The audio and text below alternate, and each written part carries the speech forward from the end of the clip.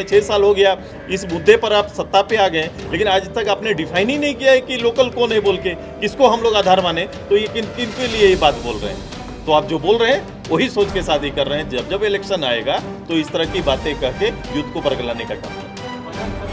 जो विपक्ष ये सोचता है कि मेरे अनुकूल जिस तरह से मैं चाहता हूँ या जिन विषयों को हम लाना चाहते हैं, मेरे अनुकूल शायद चेयर हमारा सपोर्ट नहीं कर रहा है, चेयर हमें संरक्षण नहीं दे रहा है, सपोर्ट मतलब संरक्षण नहीं दे रहा है, तो इस तरह की स्थिति आती है। तो ये स्थिति एक आई है, इसको मैं वो संसदीय गतिविधि का एक हिस्सा मानता हूँ। तो है क्या में है, तो बेहतर ये ना होता कि दलीय चुनाव करा लेते हैं। ये किनके साथ धोखा हो रहा है? जब ये अगर अच्छा रिजल्ट नहीं आएगा तो हाथ झाड़ दीजिएगा, भाई दलीय चुनाव नहीं था, और अच्छे रिजल्ट आ जाएंगे बोलेगा तो मैं प्रत्यक्ष रूप से भी जीत लिया। इसलिए इसको जनता के ऊपर छोड़ देते हैं। नमस्कार, मैं हूं शुभम और आप देख रहे हैं द लीडर बिहार झारखंड। देखिए, बीते बुधवार को मौका था रांची के हरमू स्थित आजसू के केंद्रीय कार्यालय में मिलन समारोह का, जब सैकड़ों युवाओं ने विभिन्न दलों से आकर आजसू पार्टी की सदस्यता ग्रहण की। इस अवसर पर आजसू पार्टी के केंद्रीय अध्यक्ष और पूर्व डिप्टी सीएम सुदेश महतो उपस्थित थे। उन्होंने मीडिया से भी बातचीत की और मौके पर मुख्यमंत्री हेमंत सोरेन की एक मुद्दे पर धोती खोल दी। यहां तक कह दिया कि वे पिछले 6 साल से यह बात कह रहे हैं कि झारखंड के अंदर प्राइवेट कंपनियों में झारखंड के स्थानीय लोगों को 75% तक हिस्सेदारी मिलेगी। उनकी पार्टी का यह संकल्प भी है, मगर अभी तक हेमंत सोरेन यह तय नहीं कर पाए हैं कि आखिर झारखंड के स्थानीय कौन है। देखिए, बड़ी बात हेमंत सोरेन ने कह दी है, संकल्प को याद करा दिया है। वहीं भारतीय जनता पार्टी को भी तगड़ा झटका दिया है। आपको याद करा दें कि लोकसभा के अध्यक्ष ओम बिरला के खिलाफ अविश्वास प्रस्ताव विपक्ष ने लाया है। भाजपा के कई बड़े नेता, जिनमें कि कई केंद्रीय के मंत्री भी हैं, यहां तक कह रहे हैं कि विपक्ष का यह फैसला गलत है, विपक्ष का जो मानसिकता है वह गलत है। वहीं देखिए, इन तमाम चीजों पर हेमंत सोरेन ने गजब बात कह दी है और यहां तक कहा है कि यह संसद की प्रक्रिया का हिस्सा मात्र है। बड़ा झटका इशारों में भाजपा को सुदेश महतो ने दे दिया है। आप सबसे पहले वह पूरा वीडियो देखें, इसमें सुदेश महतो क्या कुछ कह रहे हैं। एक बेहतर दिशा में, एक पॉलिटिकली ये देखना चाहते हैं और उस पर काम करना चाहते हैं। तो सुलझे हुए लोग हैं, तो मुझे पूरा विश्वास है कि हम अपने मकसद, जिस उद्देश्य के साथ हम आगे बढ़ना चाहते हैं, झारखंड की राजनीति के ऊपर काम करना चाहते हैं, वो काफ़ी सहायक होंगे और राजनीतिक गतिविधि में अपनी जिम्मेदारी निभाएंगे। निकाय से पहले बल्क में युवाओं का पार्टी में आना, शामिल होना दूरगामी सोच है। ये कोई साधारण सोच नहीं है। ये छोटी सोच के साथ आए नहीं, किसी कैंडिडेट विशेष के समर्थन और उससे अलग हटने ऐसी कोई चर्चा नहीं सुना आपने। ये राज्य के दूरगामी राजनीति में संघर्ष का हिस्सा बनना चाहते हैं, इसलिए मैं इनका बहुत बहुत स्वागत और अभिनंदन करता हूं। निकाय चुनाव में आजसू की सहभागिता उतनी नहीं दिख रही, क्योंकि मैं आपसे पूछता हूं कि दलीय चुनाव हो रहा है क्या? दलीय चुनाव, बाकी बीजेपी कांग्रेस दलीय चुनाव नहीं, फिर नहीं, आप मैं बड़ा स्पष्ट राजनीति करता हूँ। केवल इसलिए कि सभी लोग सामने आ गए हैं और सभी लोग निर्णय ले रहे हैं। मैं पहले ही कहा कि राज्य के अगर प्रमुख दल और सरकार अगर इस चुनाव में भाग ले रहे हैं प्रत्यक्ष रूप से, आप कह सकते हैं जिस रूप से वो अपनी भूमिका में है, तो बेहतर ये ना होता कि दलीय चुनाव करा लेते हैं। ये किनके साथ धोखा हो रहा है? जब ये अगर अच्छा रिजल्ट नहीं आएगा तो हाथ झाड़ दीजिएगा, भाई दलीय चुनाव नहीं था, और अच्छे रिजल्ट आ जाएंगे बोलेगा तो मैं प्रत्यक्ष रूप से भी जीत लिया। इसलिए इसको जनता के ऊपर छोड़ देते हैं। और जहाँ तक इस अप्रत्यक्ष भी निर्णय लेना है, हमने जिला को सौंप दिया है, जिला स्तर पर अपना निर्णय ले लेंगे। समर्थित उम्मीदवार के लिए मैंने कहा कि जिला इकाई को सौंपा हुआ है। कल लोकसभा के अंदर 118 सांसदों ने लोकसभा अध्यक्ष के खिलाफ अविश्वास प्रस्ताव लाया, हालांकि उस पर राहुल गांधी ने सिग्नेचर नहीं किया। किस तरीके से देखते हैं विपक्ष की?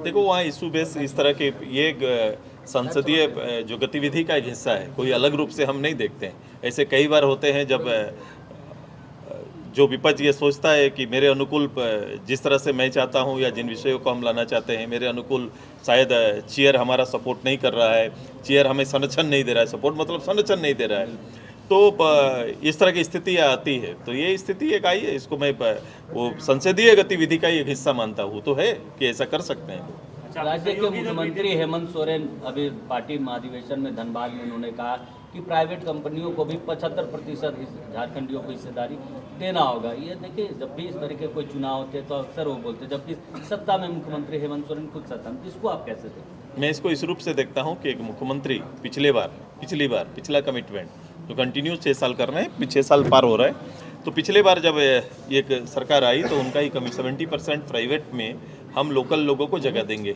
ये उनका निर्णय था, उस दल का संकल्प था। उस संकल्प पत्र के आधार पर इस दल ने लोगों का और यूथ के लिए एक संकल्प पत्र निकाला, जिसमें यह कहा गया कि लोकल को 75% कंपनियों को उनको आधार में रखना पड़ेगा। ऐसा एक संकल्प आया गवर्नमेंट का, ये बोल नहीं रहे, ऐसा संकल्प आया। लेकिन हम तभी सवाल किए थे और आज भी मेरा सवाल है कि सबसे पहले राज्य सरकार लोकल कौन, ये पहले तो तय करे, उसके बाद आप लेके आइएगा। भाई ये डिफाइन नहीं है राज्य के अंदर में, 6 साल हो गया इस मुद्दे पर, आप सत्ता पे आ गए, लेकिन आज तक आपने डिफाइन ही नहीं किया है कि लोकल कौन है बोल के, किसको हम लोग आधार माने, तो ये किन किन के लिए ये बात बोल रहे हैं? तो आप जो बोल रहे हैं वही सोच के शादी कर रहे हैं। जब जब इलेक्शन आएगा तो इस तरह की बातें कह के यूथ को बरगलाने का काम करते हैं। बजट सत्र शुरू होने वाला है, क्या कुछ तैयारी? बजट सत्र पे एक राज्य का एक बजट आता है और बजट पर मैंने कुछ दिन पहले जब मैं यहाँ पर जुटा था आप लोगों के साथ, तो मैंने यही कहा था कि भाई पिछला बजट के बारे में या पिछले 6 साल से जो बजट आ रहा है उस बजट का सरकार खुद मूल्यांकन करे, उनके लोग मूल्यांकन करें कि बजट पर सरकार का फोकस होता है कि सरकार किस पे काम करना चाहती है, किस पे सरकार का जोर है। तो डे 1 जब पहला साल इन्होंने बजट लाया उस समय कुछ अलग होगा, सेकंड, थर्ड और 5th, 6th और 7th ईयर में जब हम लोग प्रवेश कर रहे हैं, हर बात का अलग रूप से चीज़ों को सामने लाते हैं और केवल अखबारी विषय हो जाता है और भाषण के केवल मुद्दे बनकर रह जाते हैं। इससे अलावा किसी विषय पर अगर 6 साल तक राज्य के बुनियादी कोई एक विषय, मैं हेल्थ मानता हूँ, मान लो हेल्थ ही रहता, तो 6 साल के बाद हेल्थ पे अंतर दिखाई देता। रिम्स की आज की परिस्थिति नहीं दिखाई देती। आप जिस पे खर्च कर रहे हैं वो अंतर आना चाहिए ना, वो सरकार को बताना चाहिए कि हमने ये अंतर तैयार किया है। तो ये कोई कमिटमेंट वर्क करने वाली सरकार नहीं है। ये समय के साथ जो मैंने कहा कि जो छल करने की जो प्रवृत्ति आ गई है आज के राजनीति में, वो उसका उपयोग केवल कर रहे हैं। केंद्र सरकार का सहयोगी पार्टी है, केंद्र सरकार कई विभागों का बकाया पैसा जो है नहीं, जिसके कारण छात्रवृत्ति नहीं मिल पा रही है, जो स्कूलों में ड्रेस और जो पोशाक मिलते हैं वो नहीं हो पा रहा। ये गलत बयानबाजी है। जैसे ही छात्रों का विषय आया, हमारे संगठन ने सड़क पर उतरकर विषय को रखा है, वैसे ही ये बॉल उधर फेंकते हैं। भाई उन्होंने क्या कहा है, क्या इनके साथ परेशानी रही है कि भारत सरकार से मिलने वाले जो फंड है उसका दुरुपयोग सरकार करी।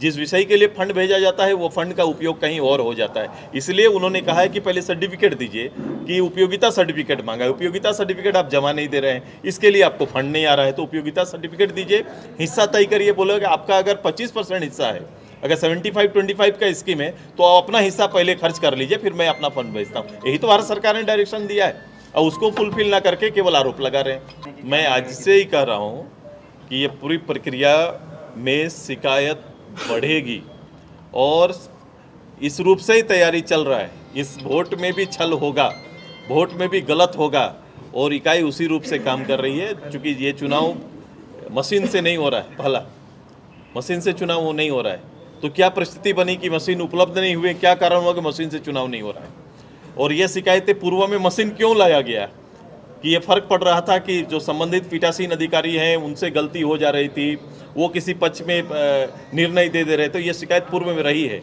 इसलिए मशीन का उपयोग किया गया। तो मशीन से चुनाव होना चाहिए था। पीठासीन अधिकारी कैसे करेंगे, चुनाव बूथों पर कैमरे की बात हो रही है, वहाँ रखेंगे कि नहीं रखेंगे, तो कहीं ना कहीं इस बात का संकेत इन्होंने दे दिया है कि आने वाले समय जनता जब अपना मत लेके जाएगी उसमें भी कहीं ना कहीं छल हो। दिखाने की कोशिश है कि ईवीएम से जो चुनाव होते हैं वो गड़बड़ होते हैं और बैलेट से जो हो रहे हैं वो सही हो रहे हैं, क्योंकि इंडिया गठबंधन की सरकार है यहाँ। आप देख लेना, आप जब इनके परिणाम आएंगे तब इनकी शिकायतों का देख लेना, हर वार्ड मेंबर कोई शिकायत करते हुए आपको नजर आएगा। देने का काम कर रही है सरकार, 20 से 50,000 तक का लोन मिलेगा। मुझे उस लोन देने का, और मैंने अखबार में देखा या आपके माध्यम से इस सूचना को मैंने देखा कि सरकार के ने कहा है कि जो योजना में लाभुक हैं उनको लोन देंगे, और लोन किस लिए देंगे, बिजनेस के लिए देंगे।